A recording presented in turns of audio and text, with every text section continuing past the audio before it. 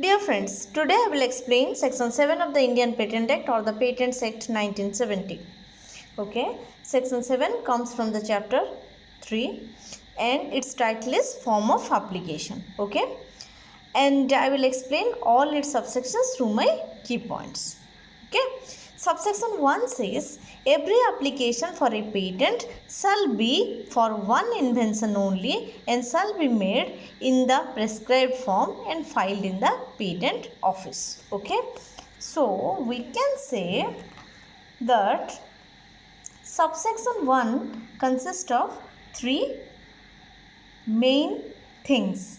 One is that there must be one application for one invention. Okay, and it must be filed through form 1 and it must be filed in the patent office. So that's why I have grouped these three as three key points.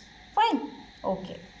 Next, subsection 1A says every international application under the PCT for a patent as may be filed designating India shall be deemed to be an application under this act if a corresponding has also been filed before the controller in India. Okay, that means if an international application is filed under PCT, PCT is Patent Cooperation Treaty. Okay, and what happens? It may be filed and it is filed designating India. Okay, that means if the international application under PCT is filed designating India, then we can treat that application to be acting as an application under our Indian Patent Act. If a corresponding application has been filed before the controller in India. Fine. Subsection 1B says the filing date of an application referred to in subsection 1A, this one, and its complete specification processed by the patent office is designated office or elected office shall be the international filing date accorded under the PCT. That means here we have discussed that if the international application is filed under PCT, then a corresponding application must be filed before the controller of India. So, what will be the date of filing of the application?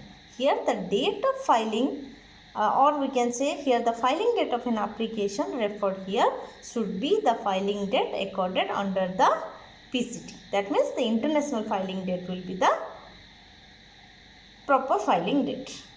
Okay. Here we have discussed form 1. Now, what is form 1? Form 1 is application for grant of patent. Just remember it. Okay. Next, I have mentioned here Rule 20. Rule 20 is international applications designating and electing India. Fine. And we can link section 7 subsection 1A with the rule 20 sub rule 1.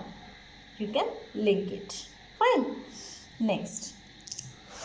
Subsection 2 says where the application is made by virtue of an assignment of the right to apply for a patent for the invention, there shall be furnished with the application or within such period as may be prescribed after the filing of the application proof of the right to make the application. Okay, here what happens? Here we can say that right to apply for a patent is given to somebody else through an assignment. Okay, and we can say here in this subsection proof of the right is the key term. Okay, and I am reading it again for a clear explanation.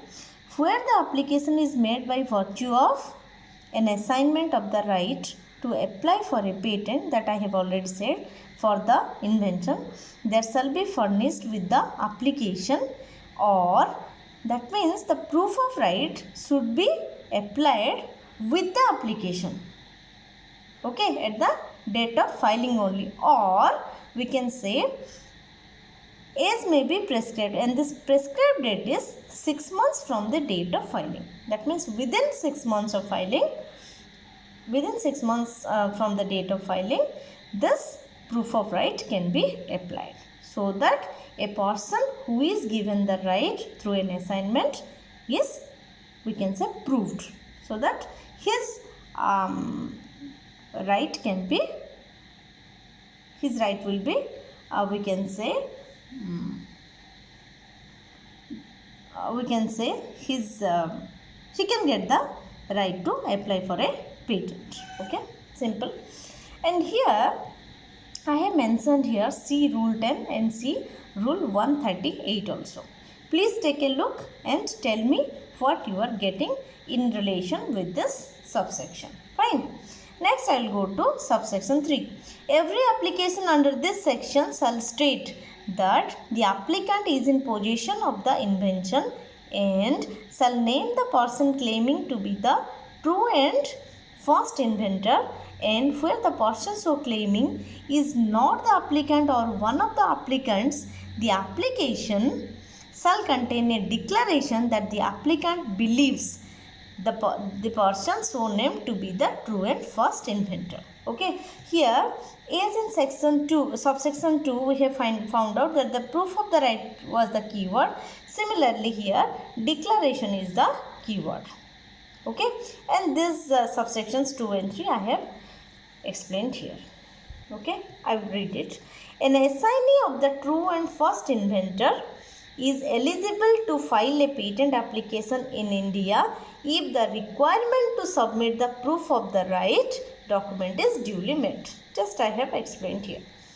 For subsection 3 I have explained here, where an application for patent is made by an assignee, there is a requirement to submit a declaration mentioning the names of the inventor or inventors claiming to be the true and first inventor or inventors. Fine. So, and subsection 4 says any such application not being a convention application, or an application filed under PCT designating India shall be accompanied by a provisional or a complete specification. That means we can say the application which does not come under convention application or an application under PCT, it should be accompanied by a provisional or a complete specification. Fine. This way all the subsections of section 7 are completed. I have mentioned here a note here, just take a look. Both section 6 and 7 of Patents Act 1970 mention that the person entitled to apply for a patent shall be the true and first inventor of the invention. That means true and first inventor is the key factor, or he has the key role to play while applying for a patent. Fine. This way all the subsections of section 7 are completed. So please go through my video, please go through the Bare Act as well, and please compliment or comment in the comment section. Please subscribe my channel and please press the bell icon. Okay friends, if you are getting any queries also, you can ask in the comment section. Okay, thank you so much. Bye.